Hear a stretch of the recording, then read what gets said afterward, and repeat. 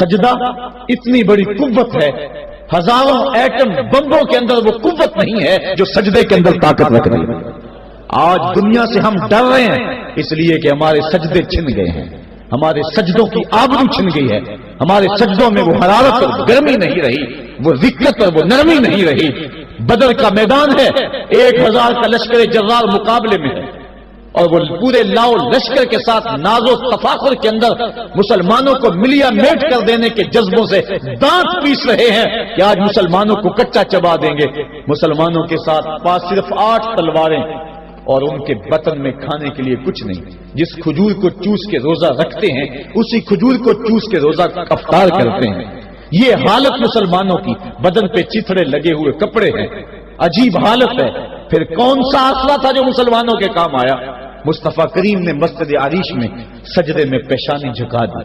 حضرت ابو بکر صدیق رضی اللہ تعالیٰ عنہ فرماتے ہیں میں حضور کے ساتھ تھا، ساری رات مصطفیٰ روتے رہے، آنکھوں میں آنسو ہیں، حضور کی چادر سر انور سے سرک کے حضور کے کندھوں پہ آ جاتی، پھر کندھوں سے پشت پہ آ جاتی، میں اٹھا کے حضور علیہ السلام کے سر پہ رکھتا اور کہتا حضور بس کرو۔ حضور بار بار روتے اور اللہ کی بارگاہ میں سجدے میں سر ڈال کر التجائیں کرتے۔ لفظ کیا تھے محبوب کی زبان پہ؟ آج تک ایسی ناز والی دعا کسی نے نہیں کی ہے جیسی دعا مصطفیٰ جان رحمت نے کی۔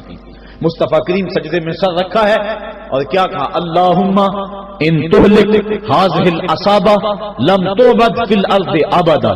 میرے مالک میں نہیں کہتا کہ ان لوگوں کو بچا لے، دیکھ میری زندگی کی کمائی یہی 313 ہے جو میں تیری چوکھٹ پہ لے کے حاضر ہو گیا ہوں۔ میری زندگی کا کل اثاثہ، میری زندگی کا کل سرمایہ کوہ ابو قبیس پہ کیے گئے درسوں کا نتیجہ، عکاظ کی منڈی کے اندر دیے گئے درسوں کا نتیجہ، اور ذی المجال کے میلے میں تیرے دین کی تبلیغ کا نتیجہ، طائف کے بازاروں میں پتھر کھا کھا کے جو تبلیغ کی اس کا نتیجہ، رستے میں گڑے، رستے میں بچتے ہوئے کانٹے، اور مکے کے بازاروں میں میرے بدن کے اوپر پڑتی ہوئی اوجریاں، میں نے پھر بھی تیرا کلمہ بلند کیا۔ میرے مالک میری پوری زندگی کا گداز، میری پوری زندگی کا سرمایہ، میری زندگی کے آنسو، میری زندگی کا رونا سینے حرم کے اندر کعبۃ اللہ کی چھاؤں کے میں سجدے کر کر کے، کوئی کبھی میں نے عمر مانگا، کبھی میں نے حمزہ مانگا، تیرے دین کے لیے میں نے جو ایک ایک کر کے تنکا جوڑا اور یہ چھوٹا سا گھونسلہ بنایا۔ یہ گھونسلہ اب بجلیوں کی زد میں ہے، کفار کی بجلیاں اس گھونسلے کو جلا دینا چاہتی ہیں۔ میرے مالک میں یہ نہیں کہتا کہ میرا یہ گھونسلہ اور میری یہ مٹھی بھر جماعت اور یہ چند میرے لوگ اور یہ میرا سرمایہ اور اثاثہ، میری پوری زندگی کی کمائی، میری جوانی کا سرمایہ جو میں نے تیرے سامنے لا کے رکھ دیا ہے، میں یہ نہیں کہتا ان کو بچا لے، لیکن میرے مالک اگر یہ نہ رہے تو قیامت تک پھر تجھے بھی خدا کوئی نہیں کہے گا۔ ان تہلک ہذہ العصابہ لم تعبد فی الارض ابدا، اگر یہ نہ رہے تو قیامت تک تیرے نام کے ڈنکے بجانے والے بھی دنیا پہ نہیں ہوں گے۔ یہ حضور نے اللہ کی بارگاہ میں دعا کی اور سجدے میں سر رکھا ہے۔ حضور علیہ السلام کی آنکھوں میں اشک جاری ہیں، سجدے سے قوت حاصل کی جا رہی ہے۔ دشمن کے مقابلے میں مصطفیٰ کریم سجدے میں سر رکھ کے اللہ سے آرزو کر رہے ہیں۔ حضرت سیدنا صدیق اکبر فرماتے ہیں اچانک حضور نے سر اٹھایا، میں خوش ہو گیا کہ حضور کے چہرے پہ مسکراہٹ تھی۔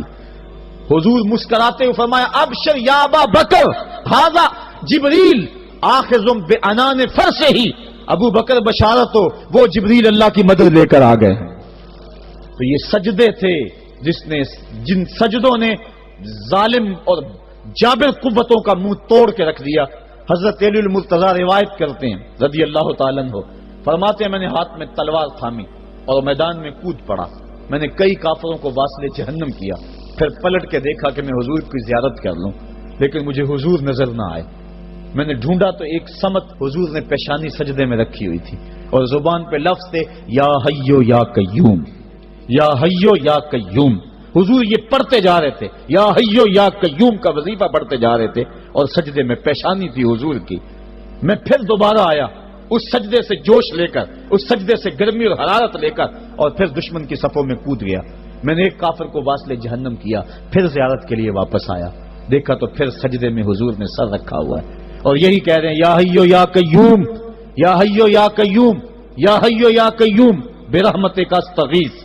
یہ جملے حضور کی زبان پہ ہیں اور سجدے میں حضور کی پیشانی۔ میں پھر گیا، پھر آیا، کئی بار ایسا ہوا میں کافر کو قتل کرتا پھر آتا حضور کو سجدے میں دیکھتا. فرمایا پھر حضور نے تلوار تھامی اور مصطفیٰ کریم میدان جنگ میں کود پڑے. لوگ بڑھ چڑھ کے دشمنوں پہ حملہ کرتے تھے، لیکن جو سب سے آگے کافروں کی صفوں میں کود کے حملہ کر رہا تھا وہ آمنہ کا لال محمد مصطفیٰ صلی اللہ علیہ وسلم. تو سجدے سے وہ قوت ملتی ہے، سجدے سے وہ نور و روشنی ملتی ہے کہ پورے زمانے میں اجالا کیا جا سکتا ہے. آج 56-57 اسلامی ملک دنیا کے سامنے رسوا ہو رہے ہیں اور دنیا کے سامنے سجدہ ریز ہیں، اس لیے کہ وہ ایک خدا کے سامنے سجدہ کرنا بھول گئے. ایک سجدہ جسے تو گراں سمجھتا ہے 1000 سجدے سے آدمی کو دیتا ہے نجات. آؤ اس کے حضور جھکو، اس کے حضور جھکنے والا کسی کے آگے نہیں جھکتا. سجدہ اس کو قوت دیتا ہے. تو راز کن فکاں ہے، اپنی آنکھوں پر عیاں ہو جا، خودی کا راز نہ ہو جا، خدا کا ترجمہ ہو جا. خودی میں ڈوب جا غافل، یہ سر زندگانی ہے. نکل کر حلقائے شام و سحر سے جاویداں ہو جا. گزر جا بن کے سیلے تندرو کوہ بیاباں سے. گلستان راہ میں آئے تو جوئے نغمہ خاں ہو جا. مالک کے حضور جب بندہ عزت سے سر جھکا دیتا ہے، اللہ کی رحمتیں بندے پہ